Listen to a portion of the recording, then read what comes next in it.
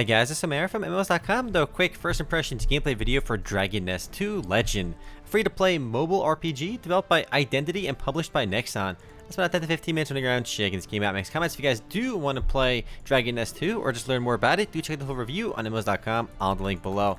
So let's go and get started. We are selecting our hero, which is essentially our character class. Obviously, I want to select the Lolly character in the background with the Xena-like weapon. Unfortunately, I can't click on her because she is coming soon. Instead, we can play as Marion, Gavel, or Durant, and these are each of the game's essentially playable classes. I am a little disappointed right away that her hair is animated, but her boob physics are not. Her boob and her body are like one single unit, unfortunately. But she's got high critical damage and 2 points of control. That's your difficulty options over there.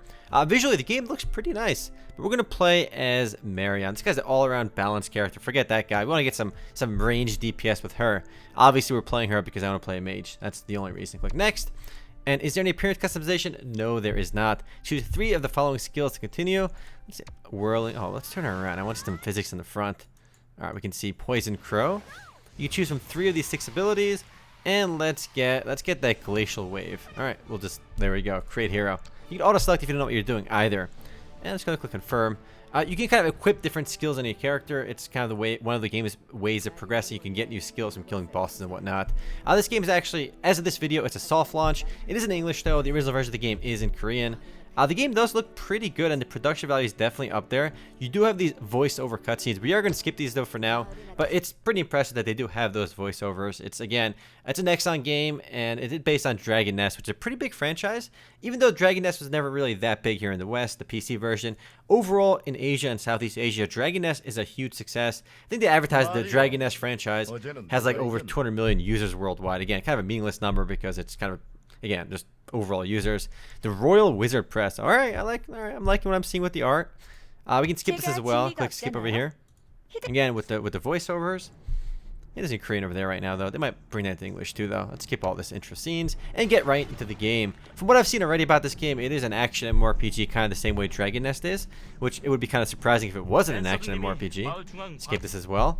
However, it is going to be a bit more like Heroes Incredible Tales. If you have played that, you can use your simple controls over here.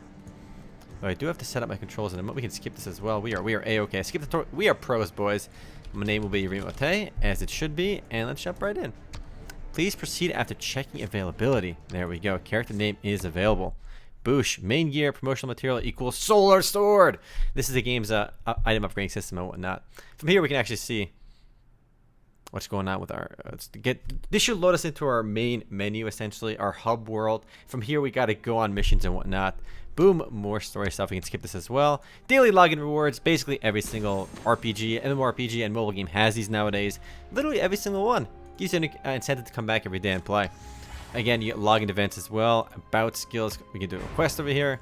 I acquired 2 fireballs. So we can see other players kind of running around this persistent area, I believe. So it's actually pretty cool right away. Rarely do these games have like persistent hubs. It looks like Dragon Nest Mobile, Dragon Nest 2 has this, which is actually a nice touch. So in this place, we can see other users. Normally, there's like this static menu. From there, you kind of, figure things out. Do you want to, let's go and click on our fireball ability. We have 2 fireballs. We've acquired these, and we've acquired a new skill on our character, a normal fireball. Perhaps we'll get a.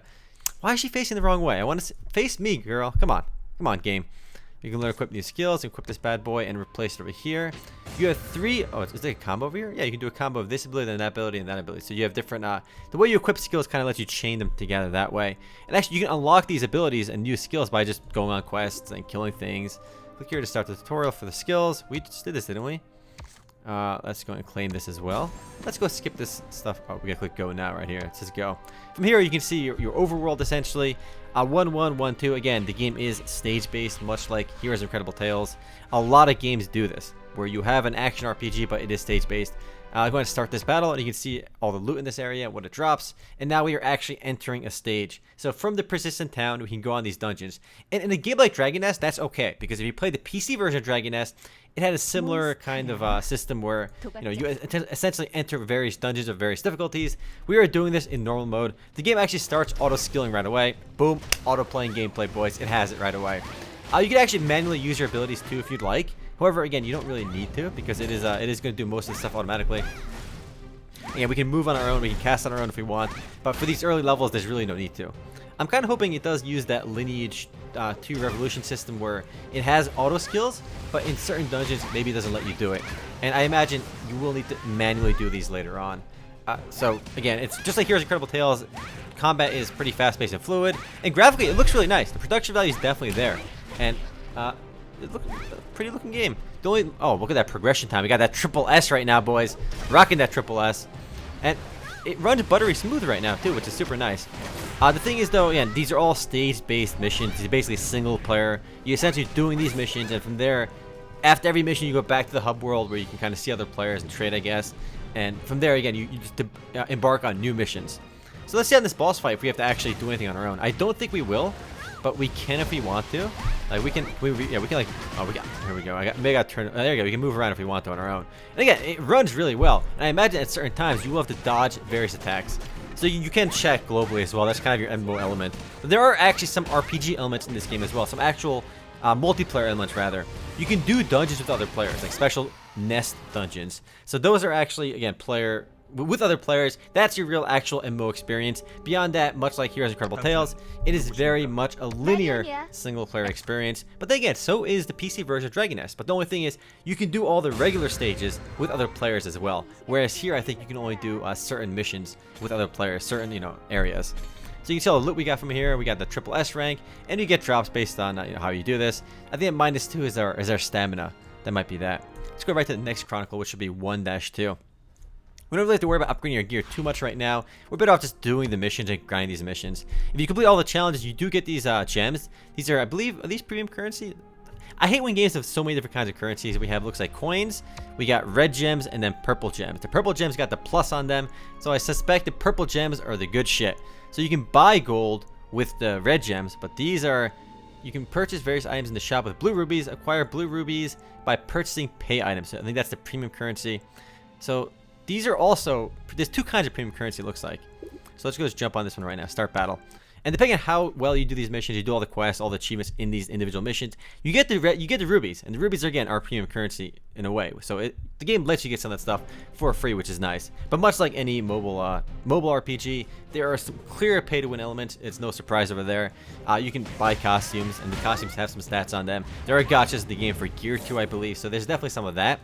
I do like the presentation of the game. I just kind of wish this auto skill thing was not necessarily a thing right away. I've complained about this in the past, so I'll try to keep it minimal. It's just that if you have, I mean, I do hope they go the Lineage 2 Revolution route where some missions don't have that option. It's just disabled by default. And maybe, I think a really good medium would be if you, like, the first time you beat a level, you have to do it manually, and the second time you have to actually do the auto, and then you're allowed to auto skill if you want to keep farming it, which I think would be a great medium for it, like a nice balance. But as is, you can, the first few levels are brain dead easy, no surprise over there. But the game has PvP as well. PvP is actually in real time as well. So you're not just, that's actually really cool. The way you saw that skill, I had to actually time that ability to recast it. And if you get it perfect, again, I didn't do it because I was paying attention. But if you get in that perfect meter, you can actually do more damage. And there's some individual skill over there as well. So boom. Again, it's going to be running its own right now. But again, it can be fun to manually play the game as well. But it's just that you don't need to, unfortunately. And PvP, I imagine, to dodge enemy attacks, it's an action RPG. Doing things manually would definitely be helpful. Look at that triple S rank we're still going to get. Easiest game of my life, boys. I'm just impressed by the visuals, honestly, though. These mobile games are getting better and better visually. It is still, it's kind of sad to see the Dragon Nest. Oh, we got a B right now because we got hit a couple times. Rip. Oh, man, no triple S for us this time. We got it. But, anytime I see a traditional PC MMORPG launching on mobile, I do kind of hope it's got that quality to it because I played Dragon Nest on PC, and I kind of wish the mobile version was, more like the PC version. Like, right away, too, like, one thing that kind of hits you right away is the art style. The Dragon Nest PC game has this very distinct anime art style, too. Like, this really cutesy, cartoony look, and it's very distinct. I think it's beautiful, actually. It differentiates the game.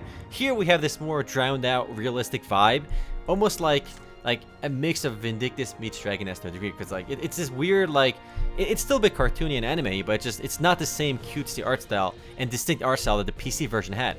So that's a bit odd right away too. I'm kind of curious why they went with that route. I think if they kept the stylistic approach of the PC version, it'd be way more appealing. All right, we can just, right away you go next mission, next mission, next mission. Though anytime This style does make sense too, because again, you do have a persistent hub in the PC version and then all the instance dungeons. So this stage-based progression makes sense for a game like Dragon Nest. And I do like the fact that there is this little, oh god, not this yet, About the Abyss. Cancel that for now. Yeah, cancel that. We're good. We're good. We're good. You know, we can see other players here too, and other people running around. I'm hoping these other players at least. Yeah, another player here is talking to that. And that's really cool. You don't see this in most games. Like most games have like this hub area, and it's just really just this one screen, and from there you embark on your missions. So you can kind of get quests, and like this is your hub world. And that's actually again a really nice touch. I've seen a lot of mobile games that kind of with the stage-based progression that don't do this. And it's nice that like you have these storage NPC over here too. You don't have to just, you know, have that one static menu. It's just nice to see it like this.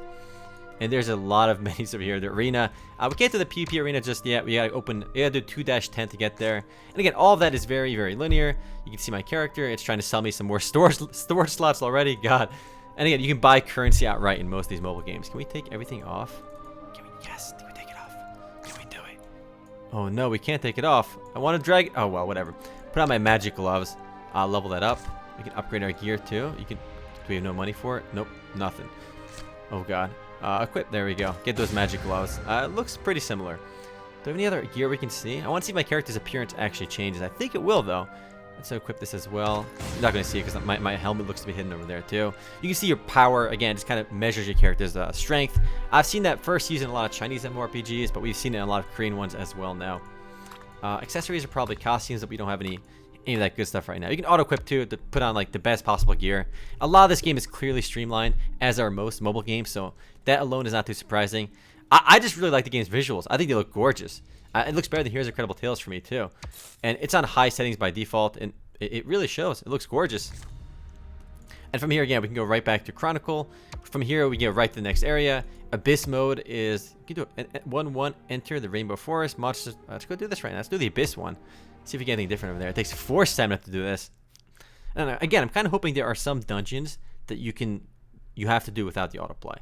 But again, the autoplay is going to work if you're over-geared or if it's on easy mode. But when you're doing, you know, more harder content, manual play will likely be required.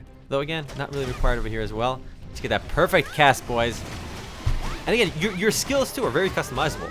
So again, skills are basically equipment in this game too. You can unlock different skills by doing dungeons, doing quests, and off boss drops too, which is kind of a unique system. A lot of games don't have that.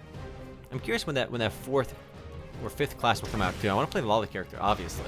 It'll probably come out when the game officially launches. It's in this weird soft launch state as in this video. But if you like what you see, maybe check out Dragon Nest 2. Obviously, the cons for the game are pretty obvious. The auto-playing is not going to appeal to everyone. And obviously, as with most mobile games, some of those pay-to-win elements can bother people too. But because, you know, it's this instance dungeons, persistent town style game, it's less of a big deal. You don't have to participate in PvP. There's no open PvP anyway. There's no persistent world to PK people in, so it makes it a little more palatable, I guess. But the fact that you can actually do some of the dungeons, do some of the nests with other players in real time is kind of cool too. Like, not a lot of mobile games have that to begin with. And there's an arena where you can actually do real-time PvP as well. A lot of these arenas in mobile games have these asynchronous PvP modes where you can PvP other people who aren't actually online. So it's very odd. And again, we're taking a lot of damage fighting this like level 3 area. So you do have to actually manually try to defeat these enemies. In fact, I think it might actually lose. There's actually 3 more life meters over here. So our character in autoplay might actually lose. So it might actually require player input right away, which is a nice touch. Let's see. Let's see if we can do this by ourselves. You still got 2 life bars, this one and one more. I think we'll see if we can beat it or not on autoplay. I think it might. There's a chance it might die. I'm kind of hoping it dies, because if we die right away, we have to at least actually start trying, and it would make me feel so much better about the game. Oh, never mind. We still beat it. But look, this is literally like the 3rd level, like the first Abyss level too over here. So once you actually progress, you will actually have to start playing. So it's definitely, you know, more challenging than most of these auto-playing games. So again, I'm like what I'm seeing, and these mobile games are definitely getting better, but it's clearly not for everyone. But yeah, if you like what you see, definitely check the game out. If you guys do want to play Dragon Nest 2 Legend or learn more about it, do check out the full review on MMOs.com on the link below. Anyway, guys, later.